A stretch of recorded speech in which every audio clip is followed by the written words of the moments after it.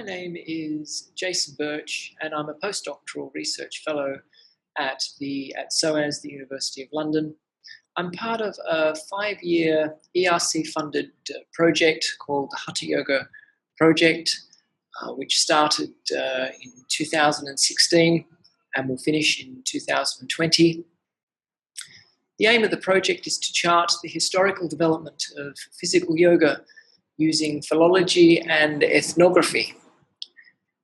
The philology involves editing and translating 10 important Hatha Yoga texts.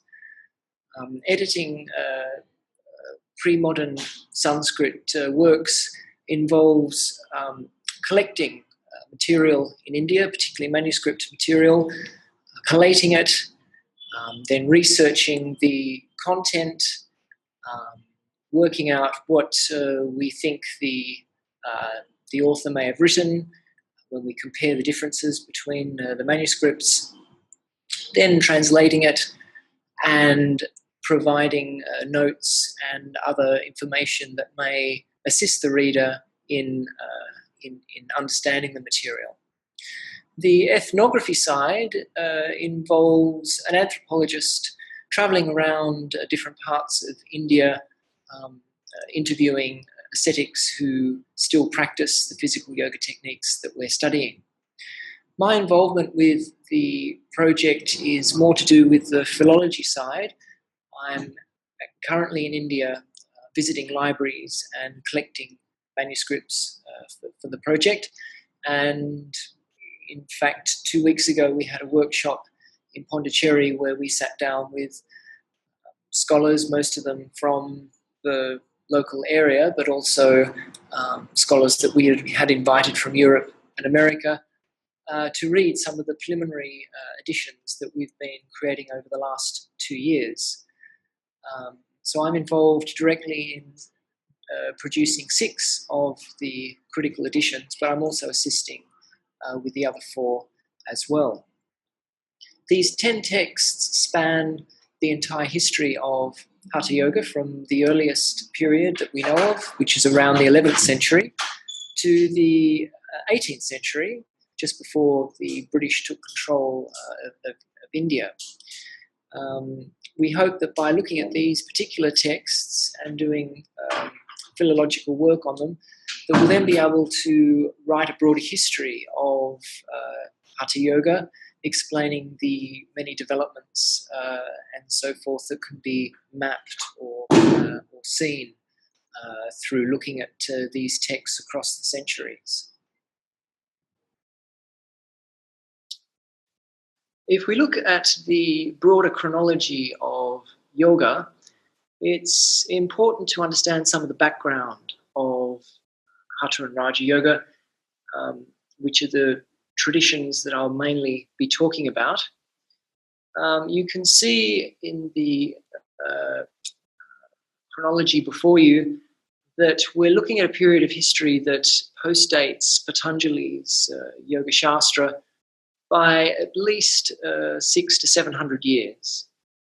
And between Patanjali's yoga and the earliest texts that we have on Haṭha and Rājayoga, there were some important developments in the history of Indian religions. Now, 2 of those that affect Haṭha and Rājayoga the most are the sort of ongoing existence of ascetic traditions that date right back to the time of the Buddha. And we have evidence from that early time that ascetics were practicing some fairly extreme physical postures. Alexander the Great, for instance, his entourage came across ascetics in the middle of the day, holding strenuous postures for long periods of time. Mahabharata, there's descriptions of ascetics standing on one leg for long periods of time, holding the arms up and so forth. So it seems that this tradition continued, it's continued from that early period right through to today, where if you go to the Kumbh Mela, you'll see ascetics still practicing these techniques. The other important development that really took off after the time of Patanjali's Yoga Shastra, is of course the rise of Tantra, particularly Shiva Tantra, starts to become a major religion in India around the 7th and 8th centuries CE. And Tantra is very important for Haṭha and Rājayoga because it provided a lot of the terminology and framework around which the practices are taught. So with the early texts, we're looking at a fairly rudimentary form of agamic Sanskrit, a sort of type of Sanskrit that's very similar to the earlier tantras that were written, as I say, going back to the 7th and 8th century. We see a lot of the same terminology in earlier tantras as we see in Haṭha and Rājayoga texts. We see references to the nadis, these channels that run through the body, in particular the three important nadis, Sushumna, the central channel, Ida, the one on the left, or starts on the left, and Pingala, the one that starts on the right. We see similar metaphysics in terms of references to Kundalini, a sun and a moon residing in the body, although that gets interpreted differently, and so forth. So there's certainly a lot of correspondences between the earlier tantric traditions that are also a major influence on the sects that we know that practiced Haṭha and Rājayoga, such as the Nath sect and other renunciate sects that date back to the time of Shankara. But what we don't see so much of in the earlier tantras are the physical practices that become such a salient feature of Haṭha and Rājayoga.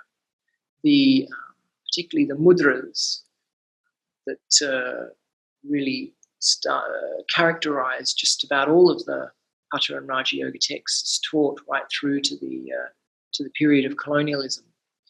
So a good example would be Viparita Karani, the practice of turning the body upside down, has precedence in the Mahabharata. It's called bat penance, as well as I think there's a reference in the Pali Canon.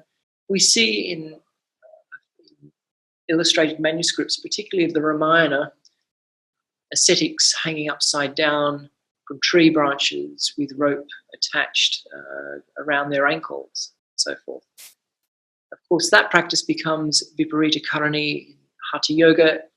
The mention of rope is not there, but it's quite clear that the body's being turned upside down and held upside down for approximately 3 hours, with the idea of rejuvenation behind it, the idea that there's a moon in the head full of nectar, and in the natural course of life, the nectar slowly drips, falls out of the moon down into the fire of the abdomen. By turning the body upside down, the nectar flows the other way and it's restored. So the physical practices that we see in Hatha and Hatha Yoga are very much coming from these older traditions of asceticism. A lot of the meditation techniques, however, are coming from earlier tantric traditions. So my doctoral work was on a text called the Manaskar, the earliest known text that we have that teaches a system of Raja Yoga. And the main technique in that work is called Shambhavi Mudra. That's a technique, a meditative technique, where the yogin sits in a comfortable seated position, stays very still, keeps the eyes half open, half closed. So the gaze is going outwards, but the internal focal point is inwards. The eyes remain still, and the idea is that eventually the practitioner stops becoming aware of the external world and their awareness starts to go within. This technique, as the name suggests, Shambhavi, is undoubtedly coming from earlier Shaiva traditions. Abhinavagupta student Shemaraja mention it, although by a different name, Bhairavi Mudra.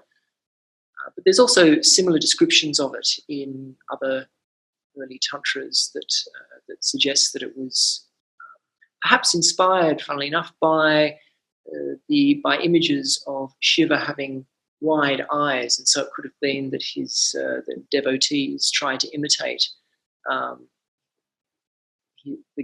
his gaze as, I suppose, a particular form, particular deity, and then they sort of started to use it as a meditation technique.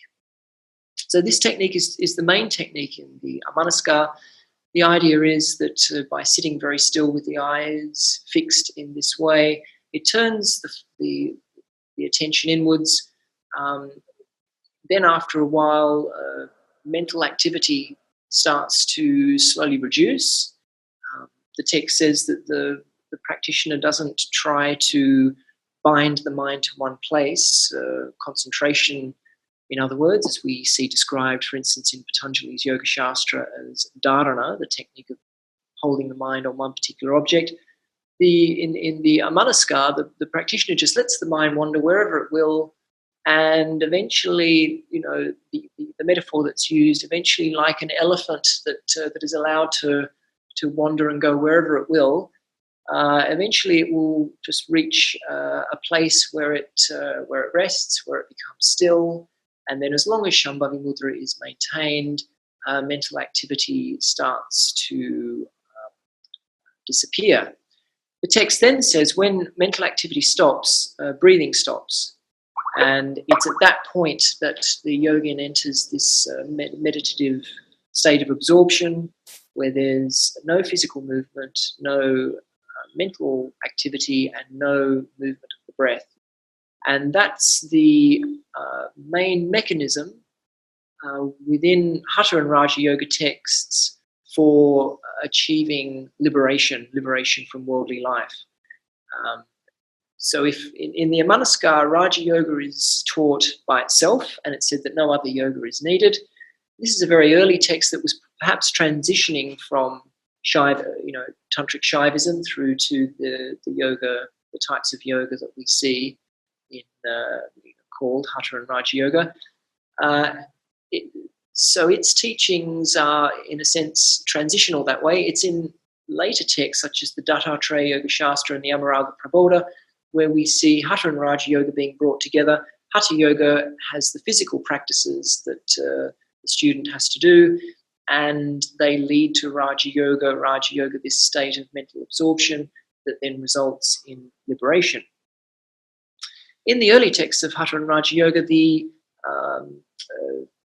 the role of Hatha Yoga is more of an auxiliary.